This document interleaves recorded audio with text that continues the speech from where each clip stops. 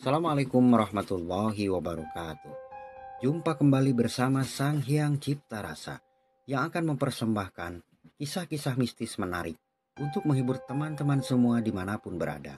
Sebelum ke cerita, terlebih dahulu kami ucapkan terima kasih yang sebanyak-banyaknya pada teman-teman yang telah mendukung channel ini. Dan bagi yang belum, silakan mampir dan berikan dukungannya dengan cara like dan subscribe, serta share ke teman-teman lainnya agar channel ini semakin berkembang.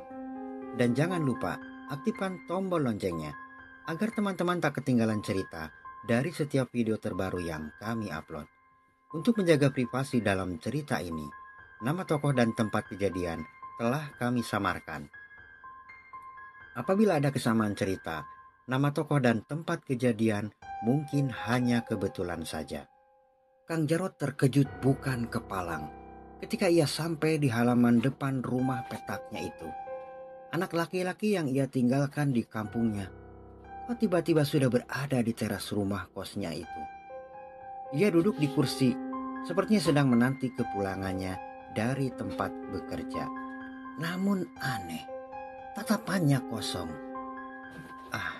Mungkin dia lelah setelah menempuh perjalanan dari kampung, pikir Kang Jarot. Nah, seperti apa kisah selengkapnya? Kita simak saja ceritanya.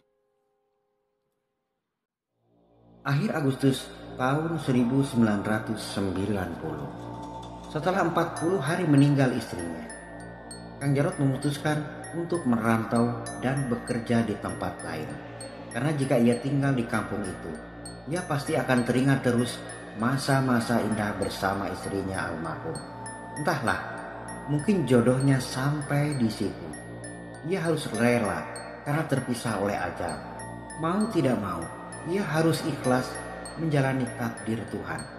Sebelum keberangkatannya, ia menasihati anak laki-laki satu-satunya yang saat itu bersekolah di sekolah menengah pertama, lalu menitipkannya pada nenek dan bibinya.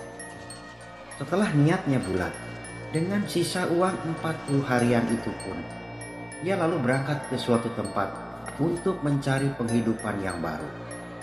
Sesampainya di suatu tempat, ia malah kebingungan harus tinggal di mana, ke tempat siapa, karena kepergiannya itu hanya menurutkan kata hatinya tanpa melalui perhitungan terlebih dahulu. Maklum di usianya yang ke-40 tahun itu, baru kali ini ia merantau. Namun, rupanya Tuhan masih berbelas kasih padanya. Lalu, dengan tak disangka-sangka, ada orang baik yang menawarkan untuk menginap di rumahnya. Singkat cerita, beberapa hari kemudian, Kang Jarot memulai hari-harinya dengan bekerja sebagai kuli bangunan dan tinggal di rumah petak yang sudah disediakan oleh sang mandor. Seminggu berlalu, ada rasa rindu terhadap anak laki-laki satu-satunya yang ia tinggalkan di kampung bersama nenek dan bibinya. Padahal baru 1 minggu ia tinggalkan, sedangkan ia saat itu sudah terikat kontrak pekerjaan, sehingga tak mungkin ia minta izin untuk pulang, sekedar mengobati rasa rindu pada anaknya. Dan entah mengapa, rasa rindu itu kian menggebu, sampai-sampai terbawa mimpi. Dalam mimpinya itu, ia melihat anaknya sedang sakit. Dan saking terkejutnya, ia pun tiba-tiba terbangun dengan keringat bercucuran. Astagfirullah, ini cuma mimpi, ujarnya. Ia pun lalu melanjutkan tidurnya. Hari-hari berlalu. Saat itu adalah hari ke-28 ia bekerja. 2 hari lagi ia akan menerima upah kerja yang semestinya ia terima setiap minggu. Namun ia titipkan di mandornya itu agar genap 1 bulan, untuk kemudian ia merencanakan pulang menengok anaknya. Seperti biasa, senja itu ia bergegas pulang. Ketika sampai di halaman depan rumah petaknya, alangkah terkejutnya ia ketika di sana mendapati anaknya itu sedang duduk di kursi, sepertinya menanti kedatangannya. Loh, kapan datang? Dengan siapa? Kok kamu tahu kalau rumah bapak di sini? Beragam pertanyaan dilontarkan, namun anaknya hanya terdiam dengan tatapan kosong. Melihat hal itu, Kang Jarot berpikir, mungkin anaknya itu masih lelah karena menempuh perjalanan jauh dari kampung. Ya sudah, kamu masuk dulu, ujar Kang Jarot. Setelah masuk rumah, Kang Jarot lalu menyuruh anaknya untuk bersih-bersih terlebih dahulu. Setelah itu ia mengajak anaknya mengobrol-ngobrol. Di satu sisi Kang Jarot telah terobati rasa rindu pada anaknya tersebut. Namun ia mendapati keanehan. Betapa tidak? Ketika ditanya, anaknya itu hanya menjawab dengan anggukan atau gelengan kepala. Padahal tak biasanya seperti itu. Dan yang paling aneh, anaknya itu hanya duduk tak bergeming dengan tatapan kosong. Bahkan wajah anaknya itu nampak sangat pucat. Dan entah mengapa, ketika Kang Jarot menatap wajah anaknya itu, seperti ada perasaan merinding. Dikarenakan hari telah larut malam, Kang Jarot menyuruh anaknya untuk tidur. Yang dijawab hanya dengan anggukan kepala. Segera Kang Jarot pun merebahkan dirinya. Entah berapa lama ia tertidur. Tiba-tiba ia bermimpi. Dalam mimpinya itu, Kang Jarot disuruh pulang oleh anaknya. Bahkan anaknya itu mewanti-wanti untuk membawa oleh-oleh kesukaannya. Dan ketika mendengar suara azan subuh, Kang Jarot terbangun. Astagfirullah, ujarnya seraya mengusap wajahnya. Ia pun lalu celingukan mencari-cari anaknya. Ada siapa-siapa di sana, hanya dirinya seorang. Bahkan tak nampak ada tanda-tanda jika anaknya itu telah datang tadi senja. Ia pun segera duduk sambil termenung, memikirkan apa sebenarnya yang terjadi. Padahal jelas-jelas anaknya itu telah datang dan mengobrol, walaupun hanya dijawab dengan anggukan dan gelengan kepala. Tak terasa, hari pun berangsur-angsur pagi. Segera ia bersiap untuk berangkat bekerja.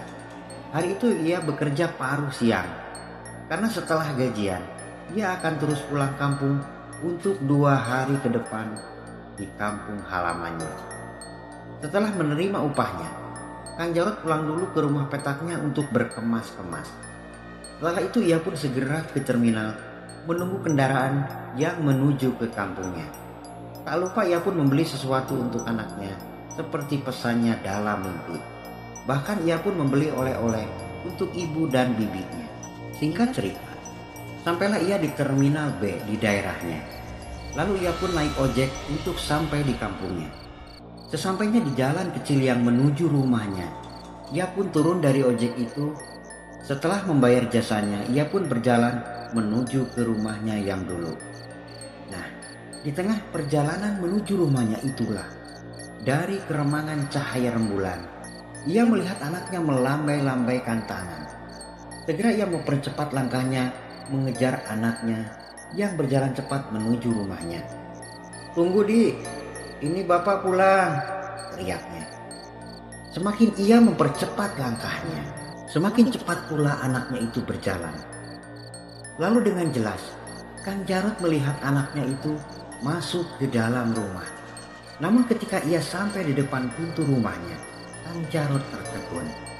Sebab pintu rumahnya itu terkunci rapat. Bahkan ruangan dalam rumah itu gelap gulita. Seperti tak ada tanda-tanda kehidupan di dalamnya. Padahal jelas-jelas ia melihat jika anaknya masuk ke rumah itu. Lama ia tertegun memandangi rumahnya yang gelap gulita. Penasaran ia pun mengetuk pintu seraya memanggil-manggil anaknya. "Dik, Dik, Dik." Satu kali tak ada sahutan. Begitu juga panggilan yang kedua. Panggilan yang ketiga ia berteriak keras sambil menggedor-gedor pintu rumahnya. "Ya, Dik, Dik, ya, Dik, ini Bapak pulang." Tetap saja tak ada sahutan dari dalam. Dikarenakan ia menggedor-gedor pintu dengan keras sambil berteriak-teriak, sehingga terdengar oleh bibinya yang bersebelahan rumah dengannya. "Jarot, sini," ujar bibinya dari balik pintu rumah sebelah. Segera Kang Jarot mendekati dan masuk ke rumah bibinya. Setelah bersalaman dengan bibinya, ia pun bertanya tentang anak dan rumahnya yang gelap gulita. Kebetulan waktu itu ibunya tengah tertidur. Namun sebelum bibinya berkata-kata, Tiba-tiba bibinya itu terguguk dan menangis sejadi-jadinya. Sampai-sampai ibunya yang tengah tertidur itu pun terbangun. Ada apa, Bi? Di mana anakku? Ujar Jarot makin penasaran. Rupanya Kang Jarot mulai merasa ada firasat buruk tentang anaknya. Benar saja, firasat itu tak meleset. Dengan terbata-bata, sambil berlinangan air mata, bibinya berkata, jika anak Kang Jarot telah meninggal dunia. Innalillahi wa inna ilaihi roji'un, ujar Kang Jarot lemas. Dan masih menurut bibinya, jika beberapa hari sebelum meninggal, anaknya Kang Jarot selalu datang oleh ibunya yang telah meninggal sebelumnya. Dan beberapa hari kemudian, ia pun menyusul mendiang ibunya ke pangkuan ilahi. Entah ini kebetulan atau memang sudah takdirnya, wallahu a'lam. Lalu, siapa yang datang ke rumah petak Kang Jarot, bahkan menyambut dan masuk ke dalam rumah Kang Jarot? Silakan berikan pendapatnya di kolom komentar. Nah teman-teman, sampai di sini ceritanya. Semoga dapat menghibur kalian semua dimanapun berada. Ambil sisi baik dalam cerita ini dan buang jauh-jauh sisi buruknya. Terima kasih pada teman-teman yang telah menonton dan mendengarkan ceritanya. Mohon maaf apabila ada salah-salah kata. Sampai jumpa di kisah mistis selanjutnya hanya di Sang Hyang Cipta Rasa. Assalamualaikum warahmatullahi wabarakatuh.